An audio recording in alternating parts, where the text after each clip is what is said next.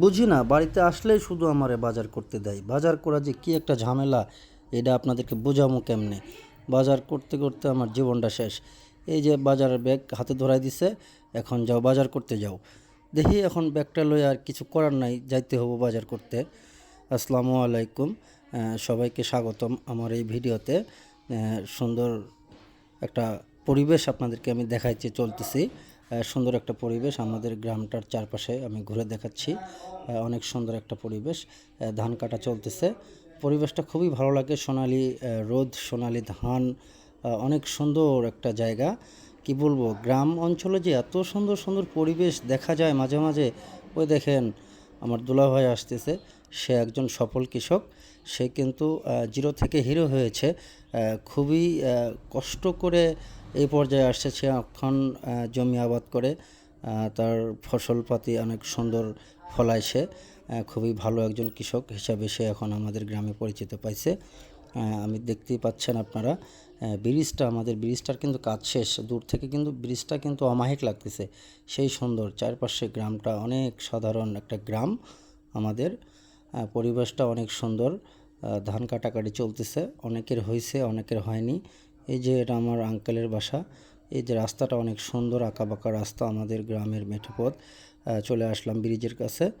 ব্রিজটার কাজ শেষ হয়ে গেছে, এখন ওইভাবে রানিং হয়নি রাস্তাটা। রাস্তার কাজ এখনও শেষ হয়নি, কেবল ইটের সোলিংয়ের কাজটা শেষ হয়ে গেছে। অনেক সুন্দর লাগতেছে ব্রিজটা।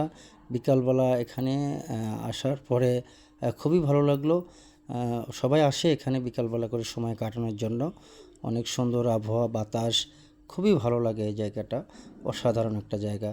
বাতাস বইতেছে এখন ঝিরিঝিরি, হালকা রোদ। চমৎকার একটা পরিবেশ। আমরা আসি এখানে, সন্ধ্যাবেলা বসি, এখানে সময় কাটাই। দেখছেন তো সবুজে ঘেরা।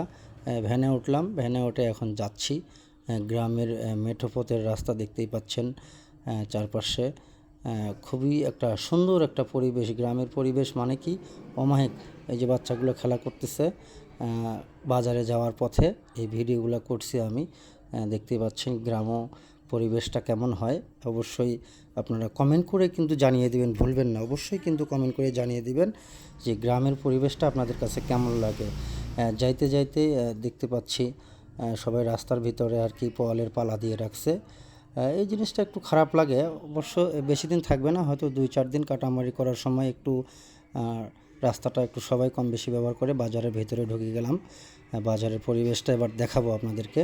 বাজারের ভিতরে কিন্তু আমাদের একটা দারুণ বটবৃক্ষ রয়েছে, সেটা হলো কড়ই গাছ।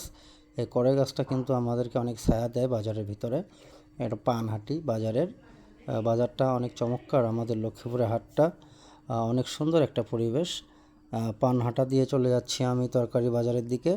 তরকারি বাজারটা আপনাদেরকে দেখাচ্ছি এখন। তরকারি বাজারের দাম দেখলে তো মাথায় নষ্ট। কাঁচা বাজার, প্রথমে চলে গেলাম আড়তে। আড়তে গিয়ে আলুর দাম জিজ্ঞাসা করলাম।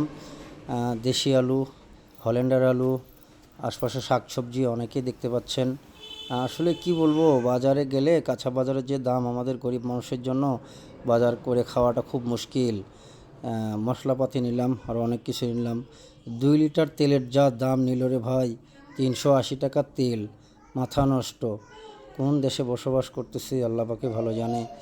আরও যে কত কিছু দেখতে হবে। মুরগির দোকান